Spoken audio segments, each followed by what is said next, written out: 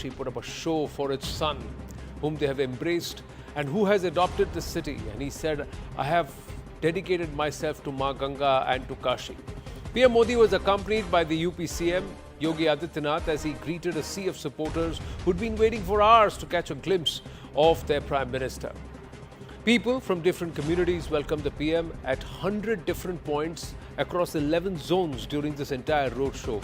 It was truly a glimpse of mini India. But why is the Prime Minister so popular?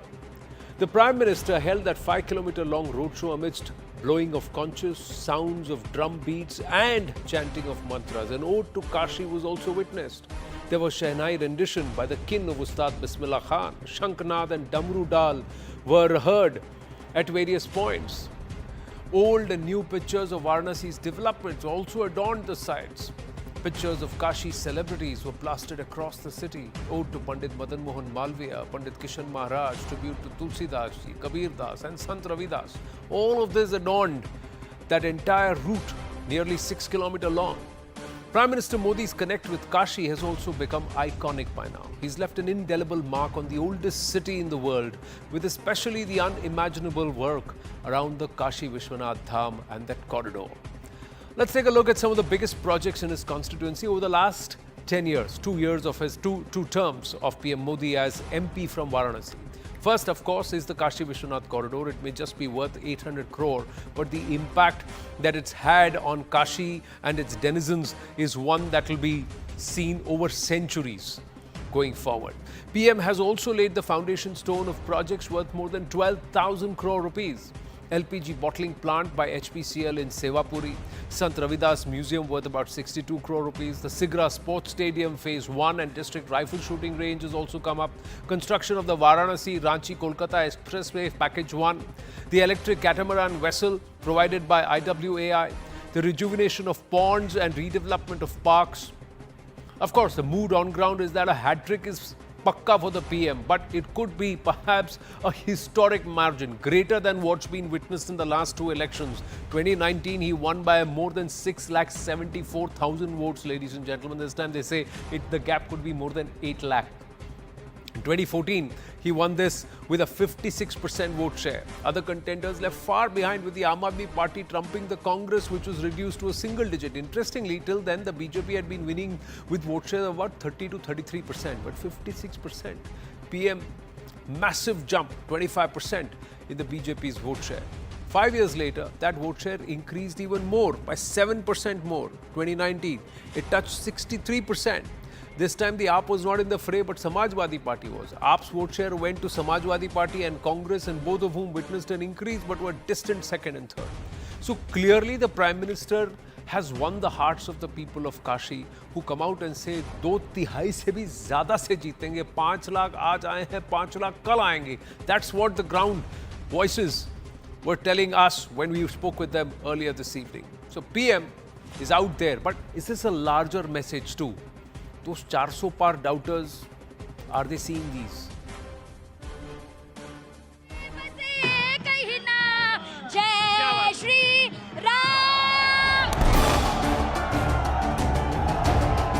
हमारे पास विश्व का सर्वाधिक सर्वशक्तिशाली नेता है और हम लोग अति प्रसन्न है, काशीवासी अत्यधिक प्रसन्न है। बनारस में समझ लीजिए, बनारस की पब्लिक मोदी जी की पूरी तरह से फैन है, बहुत अच्छी तरह से। हिंदुओं को इतना गर्व से भरने का काम मोदी ने किया है। हम चाहते हैं कि जब तक वो रहे, बार बार हमारे प्रधानमंत्री बने। I just feel that under Modi ji's leadership, India has become a powerhouse and we've got a good global recognition. Bharatiya Janata party hat trick करेगी और करेगी।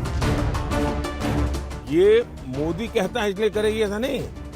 देश के 140 करोड़ देशवासियों ने तय कर लिया है, इसलिए 400 पार होना है।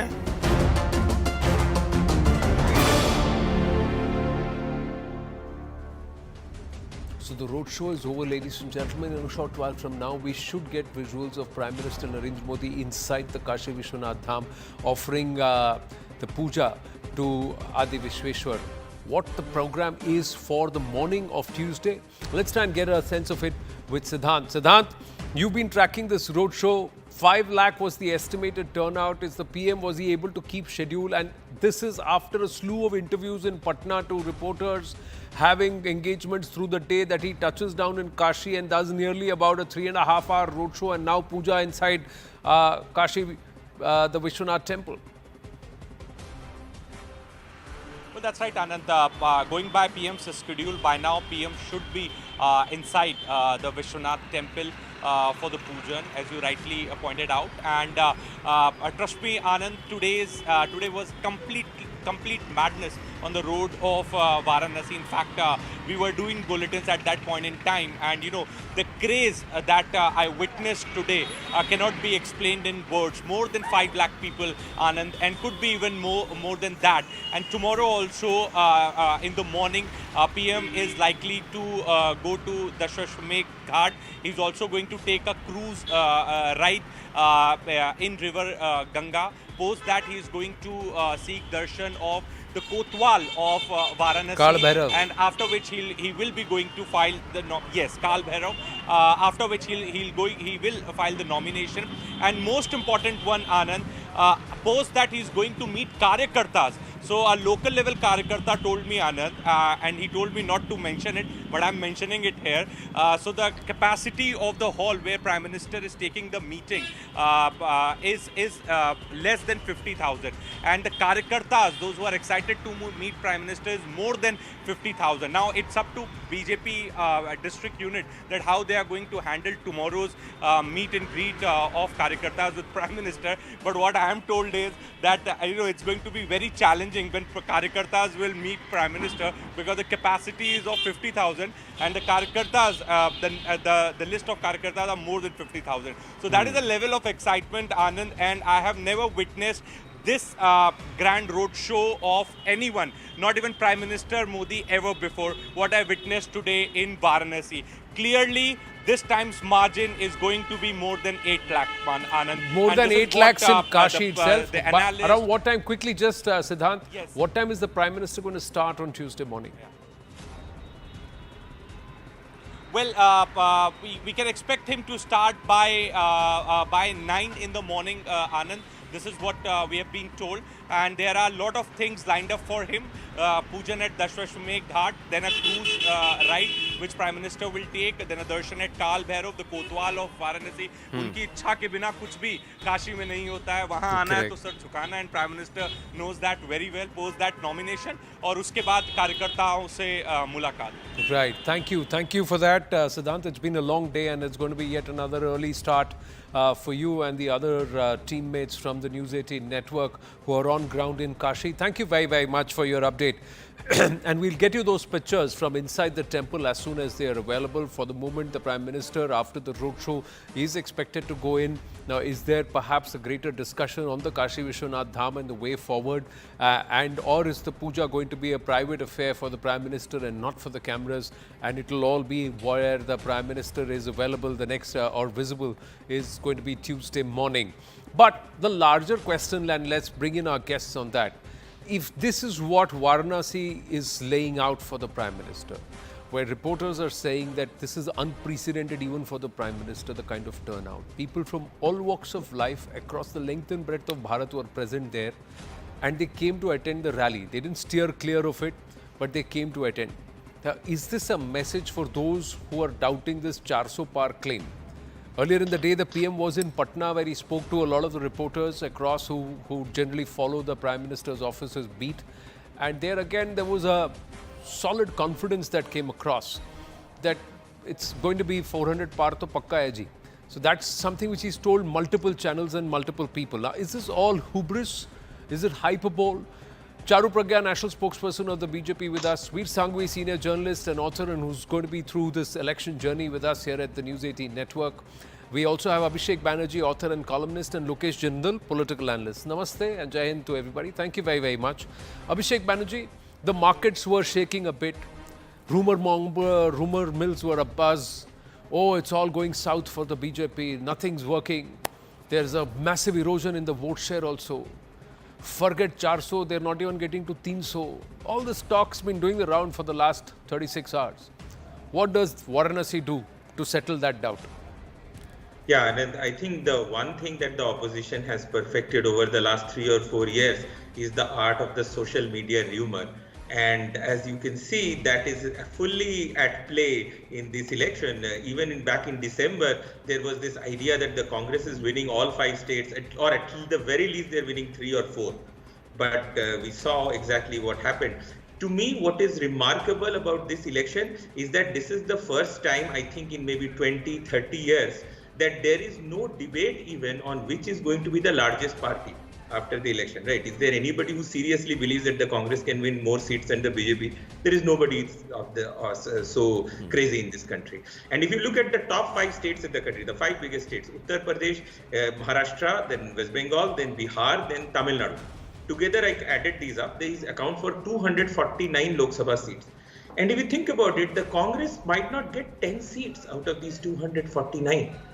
So if you just do the arithmetic, on the other hand, I mean, the BJP, it's going to sweep Uttar Pradesh. It's going to put up very solid performances in Maharashtra. It's a big challenger in Bengal. It will do extremely well in Bihar.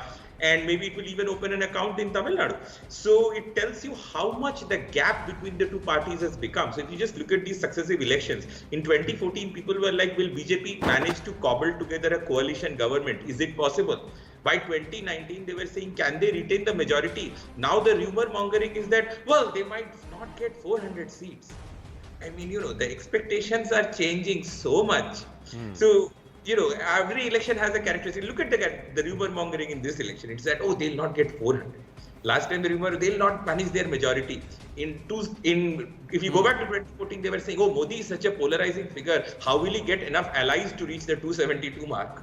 So see the change that's happened in 10 years. In some cases, they also got the metric right. They got it right in Himachal, they got it right in Karnataka. So at that time, those were not rumors, they manifested themselves. So they got it right when it came to Tamil Nadu and the Tamil Nadu elections. They got it right when it came to the Bengal Assembly elections. At various times, they've got it right.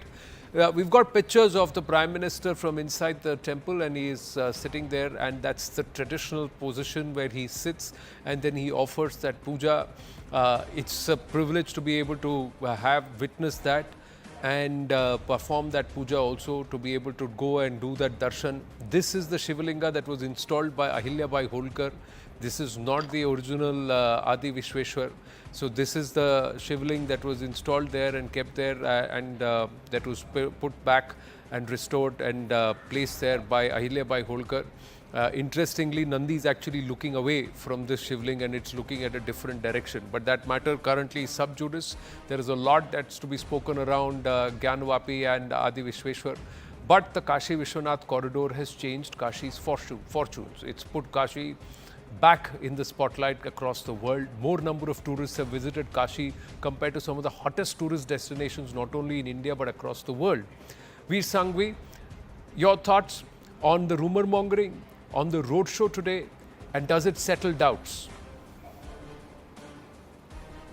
Well, Anand, several things. I think some of them are completely obvious. The first is that Mr. Modi is a man of incredible energy. As you just pointed out, he's gone to Patna, he's given interviews, he's over here doing this roadshow.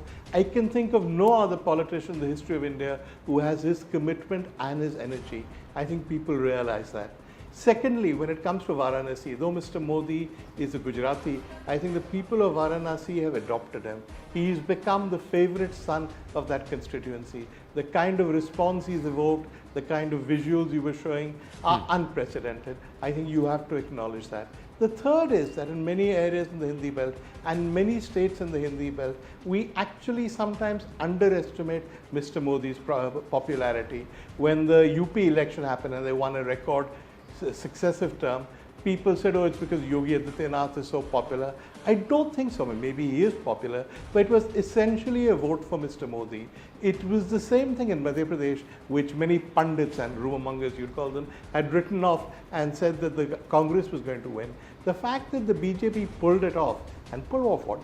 a landslide was almost entirely due to the faith that people, and BJP voters in particular, had in Mr. Modi personally. I don't think anybody can dispute these, nor can anybody dispute, as Abhishek said, that the BJP will be the largest single party and I think will form the government no matter what anyone may say. That leaves only one thing in doubt. I have never actually understood why he went on with this 400 Paar. For anybody to win 3 elections in a row is amazing. If you remember, the UPA after 2 terms in power was polished off by the voters. The fact that Mr. Modi seems not to be facing anti-incumbency is incredible. Whether he gets 400 or not, he's going to form the government, he's going to get a substantial majority. As to whether Varanasi makes any difference to the doubters, I don't think so, because I think they will say he was always going to win in UP, he was always going to win in Varanasi. The doubts are about Bengal, about Karnataka, about all of South India, perhaps about Maharashtra. And no matter how much people love him in Varanasi, I don't think those doubters will be silenced. But you believe that setting this benchmark, Veer Sanghvi, of 370 for the BJP and 400 Paar, 400 Paar, was that hubris? Was that over-ambitious? Or is the BJP or the Prime Minister, has he smartly shifted the goalpost, saying you're going to fault me for not getting to 400? So are you going to say 350 is bad? How do you look at that? Yeah, oh, exactly. I don't think he needed to set that target, because all his opponents now have to say is not that he's going to win a record 3rd term, he's going to win a substantial majority, but hey, where is the 400? I mean, the 400 is just an arbitrary number. The important thing is going to win 3rd election after so many years and decades of hung parliaments, and he's going to win it substantially. That is the achievement. Lokesh Jindal, your thoughts? Well, if you look at the present scenario, we come across a lot of questions that remain unanswered. The BJP is yet to come out with a solution with respect to the farmers' issue. We see in Haryana, the BJP government is on shaky ground. You never know when we will have a no confidence motion moved. In Punjab, the BJP is shaky with respect to the 13 seats. Coming south, if you talk about Tamil Nadu, we saw Annamalai searching for excuses, claiming that there were certain omissions in the electoral roll. That's why he might face a verdict that's not favorable. In Kerala, BJP did not perform well. Same is the scenario with Andhra Pradesh, Telangana, Karnataka. In Maharashtra, BJP is grappling with the issue of the Maratha quota, which it is yet to find with a solution. Shiv Sena is, we have more public support to the Shiv Sena belonging to the Uddhav Thackeray. So Congress is emerging stronger. There is a lower voter turnout. There is this Rajput issue, which has emerged as a major challenge for the BJP. Entire Western Uttar Pradesh, BJP is finding it difficult to woo the Rajput voters. So we see there is a farmer agitation. And then with respect to certain regions in the east, Manipur issue is still fresh. People of Northeast have not forgotten it. All these issues are not answered yet.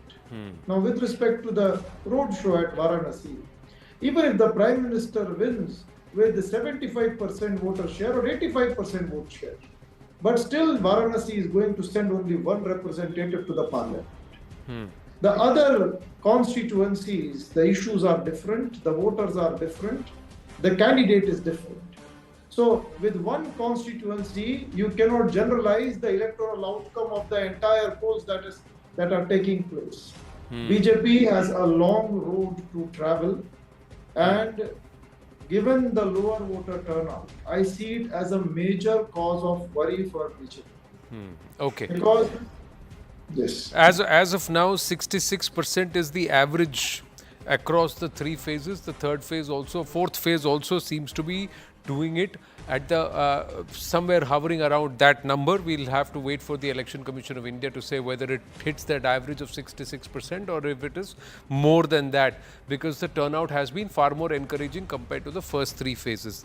The other part is, sir, every time it's a critical phase and there is a phase that's happening, the Prime Minister is out in the thick of the action, doing a rally and doing something which is going to energize the party, energize the voter, and keep him there in prominence in terms of the prominence. Today, fourth phase is polling. At 5 p.m. he starts this mega roadshow into 90 minutes, the last critical 90 minutes to 120 minutes. The Prime Minister is out there showing this one, and this is going to be viewed across the country, even increase in those places which are going to polls. Varanasi goes to vote only on the 1st of June. Where are the opposition leaders and what are they doing is something which somebody needs to think in terms of poll strategy or campaign strategy. But Charu Pragya, there is a laundry list of things that Lokesh Jindal just listed out, saying you've not got all of these right. How are you even going to get to 400 bar? पहले ये सारे problem से तो बेड़ा पार करो. Har Har Mahadev. You've actually saved the best last. Let's begin by explaining Modi ji's politics, both in Varanasi and in the country. He works with both Vishwas and Vikas. He works for both Dharm and development. And these are combinations which India needs going forward. This is what India needs to become Viksit Bharat by 2047. That's our dream. That's all we think about, all we talk about 24/7. That's what the Prime Minister reminds us every single day. And I can draw many comparisons, but let me merely draw two here, Anand, and that's going to answer some of Lokesh's questions. Kashi Vishwanath corridor in only 2 years has seen a footfall of over 13 crore tourists to Varanasi. 13 crores. And to just give an estimate of what that means to our viewers, it's 8 times the amount of tourists that visit Goa every year. 8 times. That's how big a destination Varanasi has become. It's a comfortable destination because it's transformed in the last 10 years. Every single thing, from an international airport to a state-of-the-art railway station to wonderful parks to making sure the lighting is heritage, CCTV coverage, I can go on and on and on. And this is what Prime Minister Modi has done. And just look less than 250 kilometers away to the area of Raebareli, which has been a Congress bastion for 75 years. Raebareli, which has been ruled by the Gandhi Parivar for 75 years. Where is Raebareli today and where has Kashi reached in merely 10 years? This is exactly why people are out on the streets hailing PM Modi as their son, as their father figure, as their brother, as somebody who's going to take India into a glorious future, because he's working with a vision. He's working harder than the most hardworking Karyakarta of Bharatiya Janata Party. Who of us can afford to be lazy when we have a leader like that who's tireless, who's working around the clock, who's inspirational in every speech he gives? When he's greeted with both smiles and tears and aartis and jyotis being lit in his name and drums being played out, you know, it's incredible. Mantras are being chanted both for his victory and for his protection. It's incredible to see. I'm honestly telling you, every time I see our Prime Minister interact with the people of our country, I get goosebumps. That's the love that he has.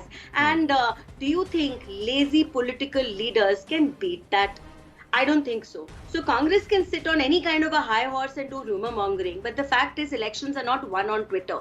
You can count the number of likes your leader will get on a Twitter post or the number of trolls you have made over the last few years. But that does not translate into votes. What translates into votes is the homes you've given to the poor. Jal Se Nal, which is reaching house after house, year after year. By making sure that women are looked after, their elderlies are given treatments for free, their children go to a good school. The number of colleges have increased in our country. It's now more than 1100 universities, medical colleges going up, opportunities right here in India. No kid wants to go abroad. You know, Anand, I was at an interaction just 2 nights ago in Delhi, and it was in a very fancy locality of Delhi where everybody traditionally would send their children abroad to study. The thing that I saw change in the last few years is everyone saying that my son, my daughter doesn't want to travel abroad anymore. They want to work here in India. They want to start a company. They're looking for funding. The government is helping. That's the change Bharatiya Janata Party and Modi ji has got to our country. Well, how much of it is a change and how much of work left to be done or desired to be done? Oh, I'm not saying Ram Rajya has arrived. No. But Ram Lalla is finally home. Ram Rajya will also come, Anand. Why not? Marrying dharma and development even in your political argument and lexicon is also something that BJP national spokespersons have trained very well in. So I'll give credit where it is due, but is that going to translate into votes? We'll have to wait and watch. The other other aspect is that if the captain is working very, very hard, is every foot soldier and every member of the team working equally hard? We'll have to ask the Karyakartas and the leaders of Karnataka. We'll have to ask the Karyakartas and leaders of Andhra Pradesh what they have been doing over the Paar Karyakartas and leaders of Kerala, what they've been doing over the last 5 years. What's been happening in Andhra Pradesh over the last 5 years? What's been happening in some of the other states also in the last 5 years? So there are a lot of questions to be asked. Himachal Pradesh, what happened despite having such Bahubalis who are part of the BJP leadership and also the Modi cabinet? What happened to the election results in Himachal Pradesh? A lot of things can be asked because politics is always about possibilities. But Abhishek, is the BJP being arrogant, overconfident when they continue to insist on 400 Paar? Was it deliberate that they recalibrated their strategy, dropped 400 Paar altogether between phase 1 and phase 2, and it's coming back only on phase 4 aggressively? Yeah, I do believe that after the first phase there, when they heard that, turnout has dropped like 6, 7, 8%, there was definitely a sense of panic inside the BJP because, they always have the memory of 2004. That nightmare is always playing in their heads. But now that, over the next few days, it turned out that, the turnout had actually dropped only 3% or something like that. I think that was the final number. Then the next time it was 2%, and it was like 1%. So they did constantly calibrate their strategy. They took out 400 Paar, but I noticed that, in the last 1 or 2 days, in fact, last 3 or 4 days, they have brought back that turn. Now, is it hubris? I mean, you can call it hubris if you want, or you can call it, an emotional atyachar of the opposition, because many of the people in the opposition were like, we'll not let you reach 400 Paar. But that magic figure is 272, yeah, it is not 400. So, if you are focused on that, and one thing that I really want to add is that this might be the first election in India's history that Congress is not fighting as a truly national party. As I mentioned, those 5 big states, they might not get 10 seats. And so state after state, they keep giving up. Now, just this person was saying Varanasi, even if he wins by 80%, he'll get 1 vote. See, this is the one. This is the wrong thinking of those who are opposed to the BJP. Every seat is important. You see, when Amethi used to be a Congress stronghold, the BJP people, they went there and said, "Kya stronghold? We will win this seat." But you see the mentality of the people on the other side, that they will say that, so what if we win? It's just 1 seat. Assi, one seat karke in a cricket match, like, you keep conceding singles, and then you will see the required run rate keeps mounting, and you are out of the game. And that is what has happened to the Congress over decades. Every few days they'll say, okay, 1 more state gone, so who cares? Right. It's only 1 state, yeah, we'll find in some other state. This is the problem. Right. Veer Sanghvi, final comment? Well, I think, Anand, that what you have to remember is that, as we pointed out, there are many issues that remain unanswered. There are many memories of things like, say, the whole COVID crisis that should hurt Mr. Modi. But nothing actually seems to hurt Mr. Modi. He's Teflon coated because it's almost always a conflict between issues, problems at the local level, etc., and Mr. Modi's personality. So far, at least, Mr. Modi's personal popularity, his personality, has been enough to carry the BJP through. Right. What the doubters are saying is that this time it's not going to be enough, and he's worried, which is why his rhetoric has become more communally charged, which is why they seem panicky after the first phase. I don't know is the honest answer. What I do know is that nothing Mr. Modi does is entirely spontaneous. Correct. He depends on ground reports, he depends on polling. When he changed his strategy after the first phase and went for a very communally charged campaign, I imagine he was told it was working because he kept with it. Now that he seems more confident, I imagine he's been told that the polling shows he's doing okay. So it's based on feedback that the strategy is recalibrated. The largest party in the world, the party that's sitting on a huge majority, so. Yeah. is the one that is going to be nimble on its feet, and it's going to react to ground feedback faster than those who are the challengers and who need to move twice as fast. Quite a lot that needs to be written home. And when the opposition is actually talking about Uttaradhikari ki 25 ke baad kaun hoga, that means they've already conceded 24. It reflects on the arguments there. We'll park it there. We'll take this forward soon. Thank you very, very much to all our panelists. We're going to take a very short break. When we come back, an interesting conversation with Mr. Milind Deora. He's not on the ticket this time, but he may be doing something substantial and very, very important. More importantly, why did he leave the Congress? Merit makes the way for mediocrity, and I